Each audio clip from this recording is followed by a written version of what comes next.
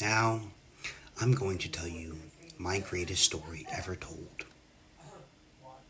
What happened to me the first time I ever did DMT was absolutely absurd, was absolutely insane. And it's kind of like a phenomenon of like when you're, you know, I don't want to say kid, but you touch something hot and then you realize, oh shit, that's fucking hot. That hurts. Ouch. Right? That's kind of like what my first DMT experience was for me.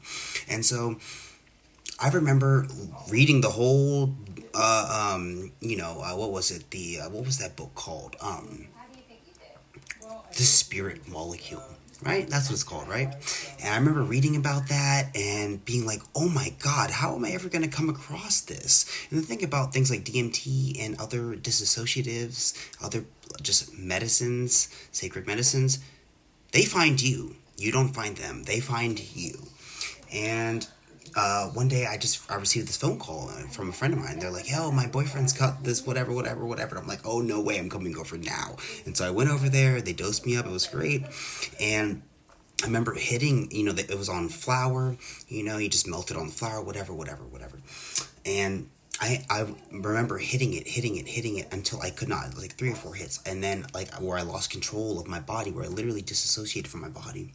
I remember looking at the smoke and it being so crisp, so clear, so vivid, so almost fourth dimensional. And I remember looking beyond that at the wall and seeing like a grid, like a neon grid, and being like, oh, that's the grid of entanglement, just like this knowing of that.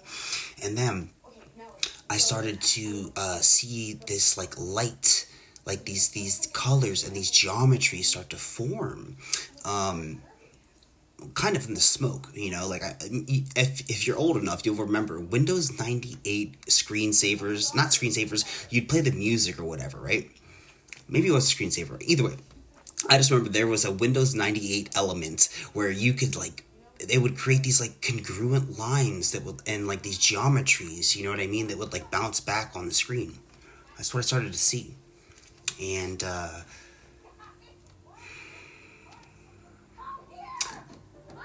it was just so beautiful. It was so beautiful. As they became more and more and more complex, something told me to close my eyes and start breathing, so I did.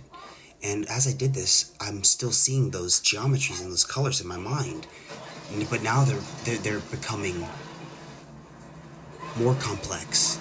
They're now starting to become colors, the color spectrum that I have never seen before. And this is what I attribute to synesthesia, because it was like with this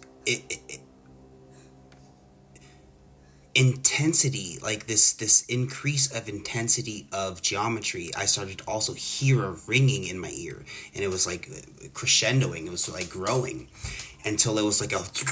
This is what the noise was like I like ripped through like some space time continuum or some crazy shit, right?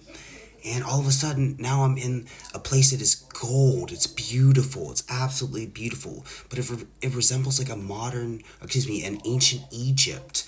And like the colors that I was seeing, and they're the colors of the color spectrum I cannot explain still. I've never seen them.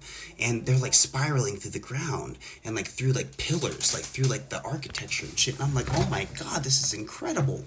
And I see this being gliding down this corridor, like through these pillars, and it stops because it feels me, and I know that this is like it's like a telepathic thing that's happening. It's like I know that it felt my presence and it came over to me and greeted me in such joy and compassion and love, and just it's a feeling that could never be verbalized. It is only something that can be felt.